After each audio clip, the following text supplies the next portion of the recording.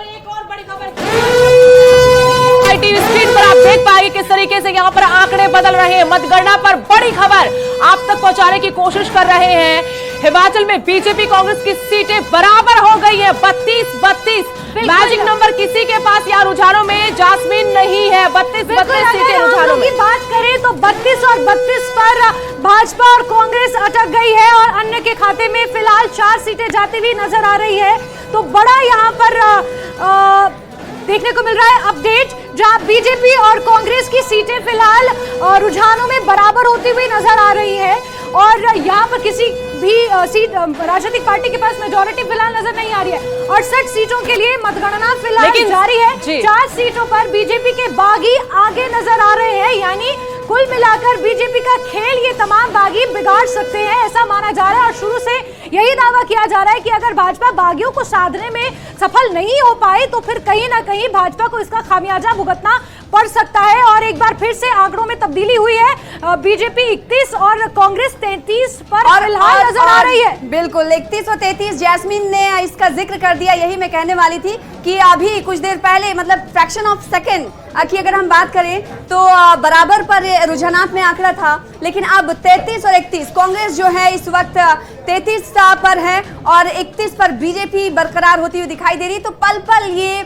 जो आंकड़े हैं, जो रफ्तार है रुझानात की, वो बदलती हुई नजर आ रही है। लेकिन एक चीज साफ है कि हिमाचल प्रदेश में कहीं ना कहीं जो बात पहले से चली आती आई है कि जो मुकाबला होता है वो कांटे का होता है, नेक टू नेक होता है, वो एक बार फिर से सुदेश साबित हो रहा है। बिल्कुल, लेकिन यहाँ पर बागियों का जिक्र करेंगे। बड़ी खबर से रूबरू हम करवा रहे थे कि हिमाचल में 68 विधानसभा सीटें, जहां पर 32-32 रुझानों में दोनों पार्टियां आगे चल रही। 32 सीटों पर बीजेपी तो 32 सीटों पर ही रुझानों में कांग्रेस आगे है। नालागढ़ से अब सिलसिलेवार तरीके सीट का जिक्र करते हैं। निर्दलीय आगे केएल ठाकुर, इनका पहले भी हमने जास्मीन जिक्र किया था सना कि केएल ठाकुर टिकट के चाहवान थे, टिकट मिलना भी चाहिए था, ऐसा इनके कार्यकर्ता और पार्टी के अंदर खाते बातें हो रही थी। लेकिन जब टिकट नहीं मिला तो निर्दलीय उतर गए। निर्दलीय उतरे तो फिलहाल रुझानों में काफी आगे है। लेकिन चिंता की बात बीजेपी के लिए नहीं है, क्योंकि मुख्यमंत्री से मिलने पहुंच गए थे। बहुत पहले यही चीज मैं मेंशन करने वाली थी। और लखविंदर सिंह राणा अपनी जीत को लेकर इतने ज्यादा आश्वस्त थे, उन्होंने ये दावा कर दिया था सुरेश कश्यप के सामने कि मैं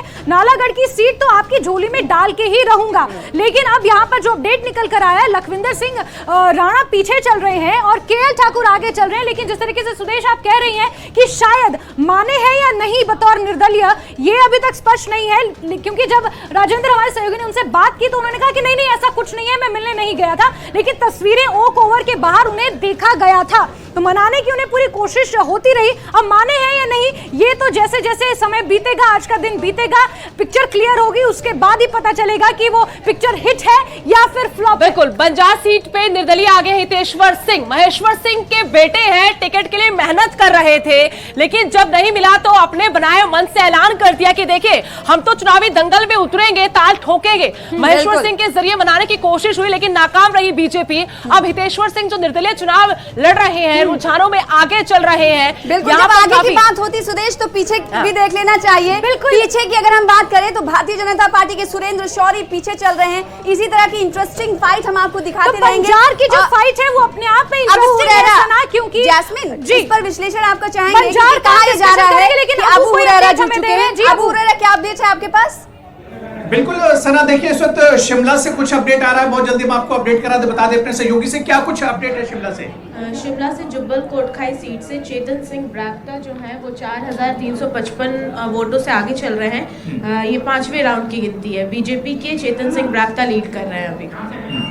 तो शिमला की अगर हम बात करें तो जुब्बल कोटखाई खाई से इस वक्त चेतन सिंह बरगटा जो है वो इस वक्त अब आपके पास आएंगे और यहाँ पर सीट का विश्लेषण करना चाहेंगे। चेतन बरागटा 2021 में उपचुनाव हुआ था, उनके जो पिता थे नरेंद्र बरागटा, उनके निधन के बाद सीट खाली हुई थी और चेतन बरागटा को बीजेपी ने टिकट नहीं दिया। अब एक बार फिर से घर वापसी हुई, टिकट मिली तो आगे चले, 4000 की लीड ले चुके हैं। रोहित ठाकुर जिन्होंने यहाँ पर बीजेपी का किला भेद कर ये सीट कांग्रेस की झोली में डाली थी, वो काफी पीछे चल रहे हैं। जुब्बल कोटखाई की सीट का जिक्र करना इसलिए भी जरूरी है क्योंकि उपचुनावों में जब जुब्बल कोटखाई की सीट कांग्रेस के खाते में आई तो कांग्रेस पार्टी जो है वो जुब्बल कोटखाई की सीट को लेकर काफी आश्वस्त रही और वही यहाँ पर दिखता हुआ भी नजर आ रहा है कि आश्वस्त सिर्फ इसलिए रही क्योंकि कहीं ना कहीं कांग्रेस को यह पता था कि उपचुनावों में हमने अपना जनाधार खड़ा कर दिया है और आगामी विधानसभा चुनाव चाहेंगे कैमरा पर्सन से इसको जूम करके दिखाइए वो चेहरे हैं जो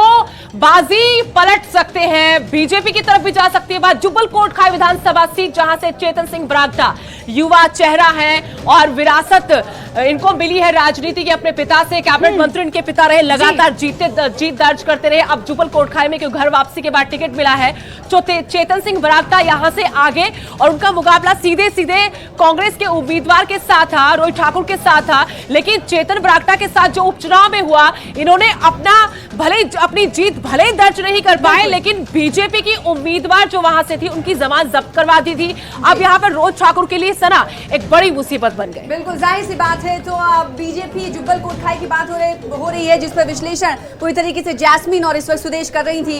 इसी तरीके से दूसरे ग्राफिक्स की तरफ बढ़ेंगे और इस बीच अगर आंकड़ों पर नजर डालें क्योंकि आंकड़ों पर भी नजर डालना बहुत जरूरी है। विश्लेषण की हम लगातार बात कर रहे हैं, साथ ही साथ इस वक्त के अगर आंकड़ों की बात करें तो 34 और 30 का रुझान इस वक्त दिख रहा है बीजेपी के खाते में। हालांकि सुरेश कश्यप की तरफ से ये कह दिया गया है, दावा पूरी तरीके से कर दिया गया है कि उन्हीं की सरकार बनेगी। उधर कांग्रेस खेमे में खुशी की लहर देखी जा रही है। यहाँ पर ये जो अन्य में 4 दिख रहे हैं, हाँ। इन 4 को मेंशन करना बहुत जरूरी है। ये 4 कोई अन्य पार्टियां नहीं है, ये भाजपा के बागी हैं जो इन 4 सीटों पर आगे चल रहे हैं, इसलिए इस 4 के आंकड़े को भी मेंशन करना बहुत ज्यादा जरूरी हो जाता है। यहाँ पर 34 पर कांग्रेस और 30 पर भाजपा और ये जो 4 हैं ये निर्दलीय हैं भाजपा के, जो भाजपा का खेल बिगाड़ सकते हैं। सुदेश बिल्कुल 21 बागी थे बीजेपी के अंदर, आप अंदाजा लगाए कितनी मुश्किलें रही होंगी, कितनी कठिन डगर रही होगी बीजेपी के लिए। और जो रुझान जो टैली बता रही बीजेपी 30 सीटों पर तो कांग्रेस 34 सीटों पर रुझानों में फिलहाल आगे है। लेकिन जहां अन्य लिखा हुआ है उसके ऊपर आंकड़ा बदल चुका है, 0 से ये आंकड़ा 4 में तब्दील हो चुका है। ये सभी चारों सीटें जो हैं जिन पर रुझानों में बीजेपी के बागी ही आगे चल रहे हैं। क्या बीजेपी के बागी भारी पड़ेंगे? अगर देखिए कांग्रेस मैजिक नंबर 35 तक नहीं पहुंच पाई और बीजेपी भी नहीं पहुंच पाती तो बीजेपी इस जुगाड़ में पहले लग चुकी थी कि हम फिर बाकी सब कुछ चीजें कर लेंगे। तभी तो बीजेपी के जो बागी थे लग रहा था कि जहां पर वो वर्चस्व कायम कर सकते, जीत हासिल कर सकते हैं तो उनके संपर्क में लगातार रही। बिल्कुल के पास की बात हो रही है। अबू हुरैरा फिर से जुड़ गया हमारे साथ। क्या कुछ अपडेट आपके पास किस सीट को लेकर है, अबू बताइएगा। देखिए हिमाचल के कई डिस्ट्रिक्ट से इस वक्त हमारे पास अपडेट है। बिलासपुर की बात करें, लाहौल स्पीति की बात करें, चंबा की बात करें और हमीरपुर की बात करें, क्या कुछ अपडेट है अभी तक हमारे पास? बिलासपुर के श्री नैना देवी जी से कांग्रेस के रामलाल आगे चल रहे हैं और शिमला के ग्रामीण विधानसभा क्षेत्र से 5000 वोटों से कांग्रेस के उम्मीदवार विक्रमादित्य सिंह आगे चल रहे हैं। लाहौल स्पीति से 680 वोट से कांग्रेस के उम्मीदवार आगे चल रहे हैं। अगर विक्रमादित्य की बात करें 5000 से ज्यादा वोटों से इस वक्त लीड कर रहे हैं। और इसके अलावा अगर हम बात करें तो लाहौल स्पीति की यहां से कांग्रेस इस वक्त बढ़त बनाए हुए है। शुरुआती रुझान में हमने देखा था कि लाहौल स्पीति से बीजेपी एक तरह से बढ़त बनाई हुई थी, लेकिन इस वक्त यहां पर कांग्रेस से बढ़त बनाए हुए है। बिल्कुल बहुत यहाँ पर लाहौल स्पीति का जिक्र करना इसलिए जरूरी है। रामलाल मारकंडा पहले तो बढ़त बनाए हुए थे और हम बार बार ये चीज मेंशन कर रहे हैं कि भाजपा के जो मंत्री हैं कहीं ना कहीं उनकी साख अब दांव पर लगी हुई है। विक्रम ठाकुर को छोड़कर जसवा परागपुर से भाजपा का कोई भी ऐसा मंत्री नहीं है जो कहीं ना कहीं लीड लेता हुआ नजर आ रहा है। तमाम मंत्री ऐसे हैं जो हारते हुए नजर आ रहे हैं और कांग्रेस पार्टी उनकी जगह लीड लेती हुई नजर आ रही है। और वही हाल लाहौल स्पीति में भी सभा होता हुआ देखने को मिल रहा है।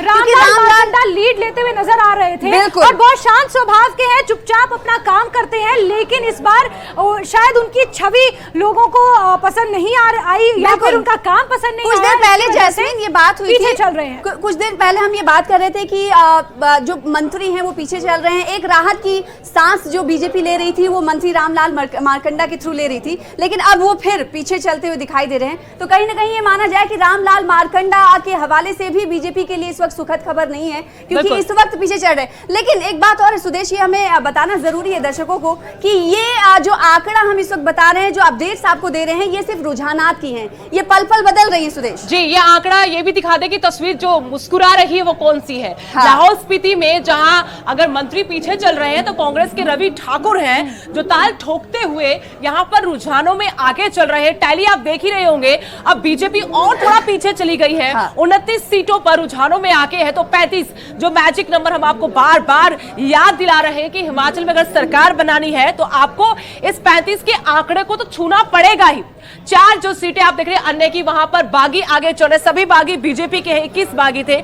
तो ये बड़े चेहरे हैं जिनकी प्रतिष्ठा दांव पर लगी हुई। साख का सवाल है, कैबिनेट मंत्री जयराम ठाकुर के डॉक्टर रामलाल मारकंडा ये पीछे चल रहे हैं, तो रवि ठाकुर, और इससे पहले जैसा जास्मिन हमारे सहयोगी अबू ने भी हमें जानकारी दी रट टीम के साथ मिलकर कि रामलाल ठाकुर श्री नैना देवी से जो कुछ देर पहले पीछे थे, हालांकि 11वां इलेक्शन है, कभी हारे ही नहीं है, तो एक इतिहास है उनका, अपना एक हिस्ट्री है। तो आज हमें लगा क्या पता कोई बड़ा उलटफेर हो। लेकिन एक बात यहां पर याद रखनी होगी कि इस सीट पर पिछली दफा भी मार्जिन कोई ज्यादा नहीं था।